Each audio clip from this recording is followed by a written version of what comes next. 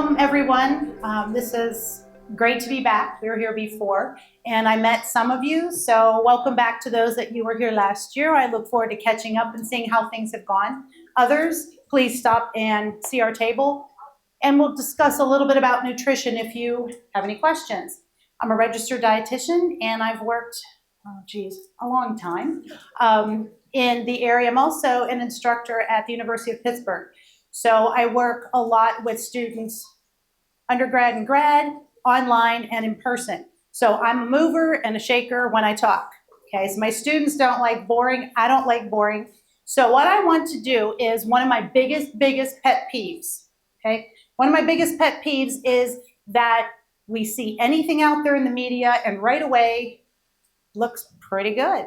Too good to be true. You can't lose 40 pounds in a day, in a week, in 2 months. It just doesn't happen. So a lot of the things that we talk about are some red flags. And one of the biggest red flags we have out there are fads. One of the biggest fads we have out there are smoothies. So I thought I'd clear up the misconception so that if you're going to make a smoothie, you're actually going to make it healthful. Okay? Not from a healthful mind sense, but healthful from a belly sense, then it can actually be healthful for your body. Because as caregivers, I'm also a caregiver, first of all, for my father who passed away 2 years ago, and then now for my mother. So it's the same type of a thing. I'm in your shoes. I totally understand. And food and nutrition is probably the hardest thing. And I don't say that just because as a dietitian, because I live the life. And coming in, we want a quick and easy fix for the person we're caring for, but then that leaves us at a disadvantage. And we oftentimes don't take time for ourselves, which is why I'm so excited you're all here. And nutrition plays a huge role. If your nutrition is not up in par where it needs to be, you're going to feel the effects. And that means you cannot be the best caregiver for the people that you're caring for. If you're like me that have kids, throw that into the mix. Yeah, it's pretty much circus music in my house often. So I 100% understand where you're at. And I also have somebody who has gone from fully independent to now fully dependent. So what do you feed these people? What do you do? A lot of it is chewing and swallowing issues, and it's not all age related. So I picked a smoothie because, again, it's one of my biggest pet peeves because you can get any smoothie out there that you want. And for your brain, a smoothie with strawberries and bananas and maybe some grapes and some kiwi, some watermelon, throw it in there. Oh, maybe I'll add in a little kale, make it like it's nutritious, and then you're ready and good to go. Problem is you fed your brain thinking, yeah, this is great. Oh, I can't wait to taste this. You've got the psychological aspect of eating in your brain telling you, yeah, this is going to be great. I can feel that good cold smoothie. It's going to be wonderful. I'm just waiting for the taste. Maybe I'll throw in pineapple. And the rest of your body is saying, well, what about the balanced nutrients? Okay, not the sugar. We don't just need all the sugar, the carbohydrate coming from the fruits. We need a balance. So whether you're balancing and your meal is from a plate or a glass, it needs to be balanced. So I will have handouts so you can follow the 5 easy steps to make a balanced smoothie. What you put in is entirely up to you. As long as you promise me, you will put in one of each of the 5 ingredients, one of each of the 5 steps. Okay, I have a couple samples for you also. So, crew that's back over there, I think you can see. So, number 1. Okay, number 1. Again, how many steps are there? My students, I think I'm nuts, but you will walk away and you will remember there are 5 steps. So don't stop at the smoothie stands or any, they're not going to give you your 5 steps. So the first step, so that everyone can see on the other side, is you need the base. Okay, we need a base. So in the base, it needs to have some type of an impact of what you're making because, of course, some flavors just don't go together. So in a base, we need to have the substantial starting point. This is one area where you can make a healthful choice for more balance. So first 3 at the top, low-fat milk, soy milk, or water. Okay, those are the 3 that are the best healthful bases.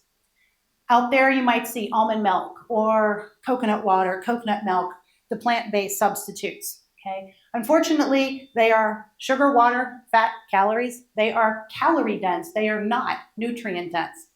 And all you need to do is flip it on the back and look on the food label and go, oh, wow, but everybody else is drinking it, right? Wrong.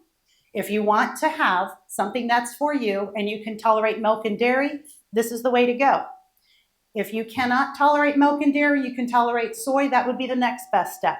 And if those don't work, just go for plain old water because your body needs it. There are other things, almond milk, coconut milk and waters, teas, juices. So be careful what you're ordering, where you're getting it. The ones in the black on top, the milk and dairy or the soy, are not calorie dense. They are nutrient dense. That's what your body's looking for. The ones in red, unfortunately, are all calorie dense. Okay, so you're not going to necessarily get anything out of brewed tea, just maybe a taste, but let's get some nutrients that your body needs to have. Carbohydrate, protein, fat, make it complete. Think of the food groups. You want to get them in. So there's step one, your base. Then we have step two. I don't knock it over. Number two, I kind of need like a Vanna White or a, somebody walking around the ring. So number two is you want to throw in fruit. What kind of fruit? What kind do you like? Any kind of fruit is going to work. Any kind at all. Fruit is something that's pretty versatile, but it does make a difference in flavors depending on what type of a smoothie you're looking for.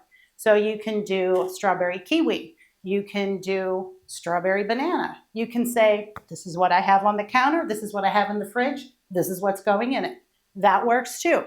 We want the peels. We want the skins. We don't want to use things that are already broken down. We want your body to try to get as many nutrients as possible. So this is what we have. And here's a variety of different ones that you can throw in. Okay? Hannah, you want to come on up? Hannah's going to come up. She is the chef and innkeeper at the Irish Respite House. Okay, so she is here her first year, and she gets to be my Vanna White sous chef. Okay, so that's.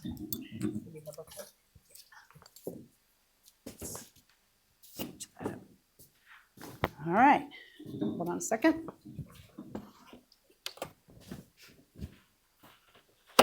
My MacGyver trick for everything. Okay, and I know you all know who MacGyver is, so that dates me. But number three, okay, number three on your step is vegetables.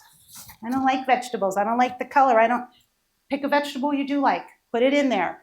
There is one key important for food safety is to make sure if you're using a cooked vegetable or a fresh vegetable. And that vegetables grow in the ground, make sure they are washed and cleaned very well. Just because it says washed on the bag at the grocery store doesn't mean it's as washed as should be. So run it through a little bit more water, scrub with your hands. Use your hands. You have two of them. Scrub underneath cold running water. You can throw them in there. So you've got your vegetables. Today we're going to do a pumpkin smoothie that you can try afterwards, so whet your appetite. So that's vegetables. And number four is going to be one of the most important. You got your four. Okay, we're on number four is protein. So number four is protein, and that one's going to be one of your most important. This is where it's sometimes difficult to get the nutrients you need just because maybe you cannot tolerate milk or milk just gives you an upset stomach or you have a true milk allergy. There's other alternatives. We need to get a protein source in there, and this is what oftentimes differs from a lot of places you go out. They'll dump protein powders in. Food first. Always food first. Protein powders are out there. But if you don't know the kind and the type you're looking for, that doesn't benefit you in the stomach or the gastrointestinal upset area.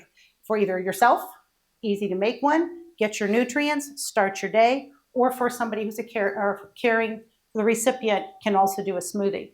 So you've got peanut butter, almond butter, sun butters, a plant-based protein. You've got tofu. You've also got your milk or soy milk if you did that at the beginning. But if you did water, you can also put in any kind of yogurt. We have plant-based or regular cottage cheese. If you like that, throw it in. Okay, that's number four. And then the last, but not least, number five. Okay, we're on number five, is the healthy fats and fiber. Okay, so this is where we can play up into the area and say, oh, I'm going to throw in some chia seeds, or I'm going to throw in some wheat germ, or I'm going to throw in any other item I can think of. These are all helpful for fats. If you like avocado, throw it in. Again, the more you throw in is going to create a bigger volume or mass. So it's important that you have an idea, but play around with it, have fun. If you remember the 5 steps, then if you have somebody who you're caring for and maybe needs fish oil supplement or something else thrown in, you can always put this in the smoothie as long as they're going to drink the whole thing. Okay, so these are your 5 steps, and you can definitely stop over and see us after when we're doing the showcase and try a pumpkin pie in a glass smoothie. And I have some recipes for you plus the 5 steps so you don't have to remember it. Okay, thank you all very much.